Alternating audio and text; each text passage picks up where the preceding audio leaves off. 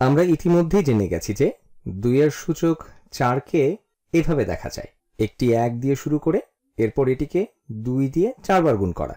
তাহলে এটি আমি করি। তো 2 গুণ 2 গুণ 2 গুণ 2 এবং এতে কত হবে? তো দেখি, 2 গুণ 2 সমান 4, 4 গুণ 2 সমান 8, 8 গুণ 2 সমান 16, তাহলে এটা হবে 16।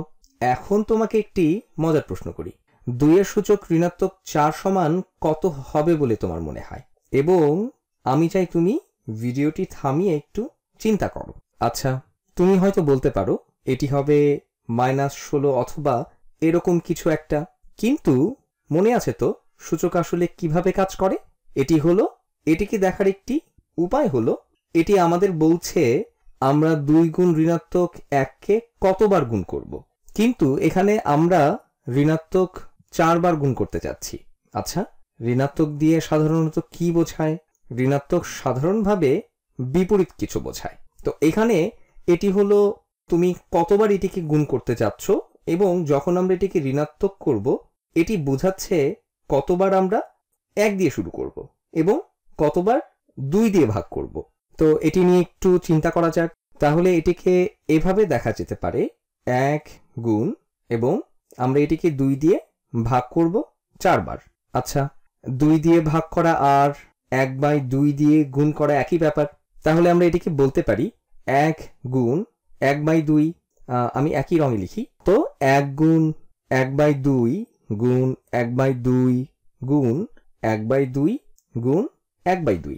দেখো, 1/2 কে 4 বার গুণ করা আর 2 এর সূচক 4 দিয়ে ভাগ করা একই ব্যাপার, 1/2। আচ্ছা, 1 গুণ 1/2 হলো 1/2, 1/2 গুণ 1/2 হলো 1/4, গুণ 1/2 হলো 1/8, গুণ 1/2 সমান হলো 1/16। এখন এখানে সম্পর্কটি একটু দেখো, তুমি 1 দিয়ে শুরু করেছো এবং একে 2 দিয়ে 4 বার ভাগ করছো। তুমি এভাবেও বলতে পারো যে, 2 আমি একই রঙে করি, 2 এর সূচক ঋণাত্মক 4 অর্থ হলো 1/2 এর সূচক 4।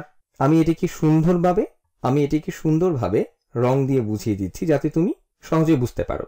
তাহলে এখানের এই ঋণাত্মক চিহ্নটি আমি এটি গোলাপি দিয়ে করি যাতে খুব সহজে চোখে পড়ে। তো এই ঋণাত্মকটি, এটির কারণে আমরা উপরে 1 নিলাম।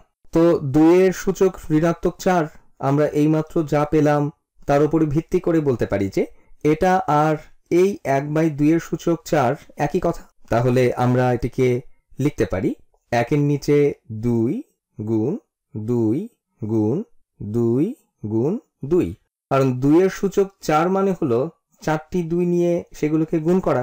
অথবা তুমি এভাবেও দেখতে পারো, 1 দিয়ে শুরু করে 2 কে 4 বার গুণ করা। যেভাবেই করি না কেন তুমি 1/16 পাবে।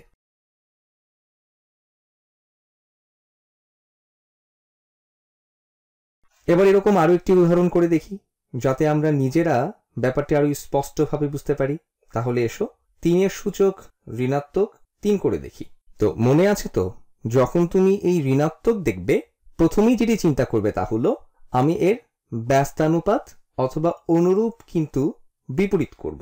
তাহলে এর সমান হবে, আমি আবারও ঋণাত্মকের উপরে জোর দিচ্ছি, তো এটি হবে 1 এর নিচে 3 এর সূচক 3, 1/3 এর সূচক 3 সমান হলো 1/3 কে 3 বার গুণ, অথবা 1/3 গুণ 3 গুণ 3 বা 27। তাহলে এটি হবে 27 ভাগের 1 ভাগ। আরো কয়েকটি দেখি। এবার একটি ঋণাত্মক সংখ্যা নিয়ে এর ঋণাত্মক সূচক করে দেখি আমরা আসলে এটি ঠিকভাবে বুঝতে পারছি কিনা।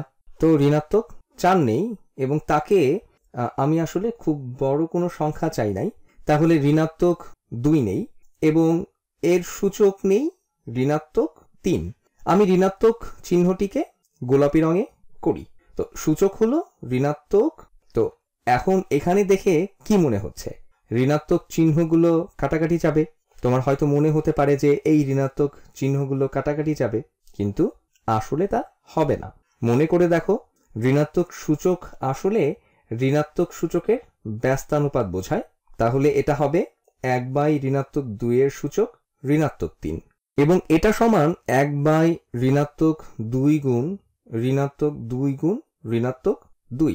অথবা তুমি এটাকে এভাবেও ভাবতে পারো 1 গুণ ঋণাত্মক 2 গুণ ঋণাত্মক 2 গুণ ঋণাত্মক 2, যা সমান হলো 1 বাই ঋণাত্মক 8 বা ঋণাত্মক 1 বাই 8। আমি একটু সুন্দর করে লিখি যাতে বুঝতে সুবিধা হয়। এখন একটু অন্যরকম একটি উদাহরণ করি। এবার নেই 5 বাই 8 আর তার সূচক দেই ঋণাত্মক 2। তাহলে এখানে আমরা পাচ্ছি একটি ভগ্নাংশ এবং তার সূচক ঋণাত্মক। মনে আছে তো, এটি হবে 1 বাই 5 বাই 8 এর সূচক 2, তাহলে এটি হবে 1 বাই 5 বাই 8 এর বর্গ।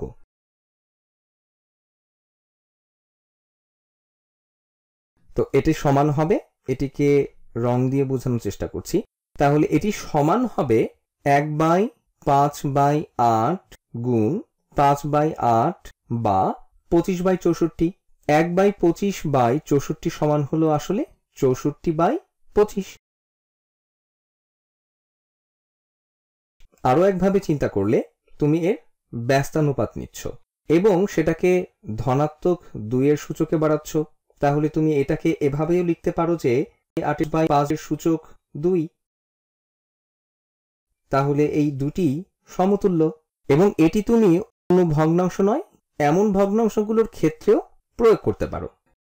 তাহলে এই 2 এর সূচক ঋণাত্মক 4 এর ক্ষেত্রে আমি যদি 2 এর ব্যস্তানুপাত নেই,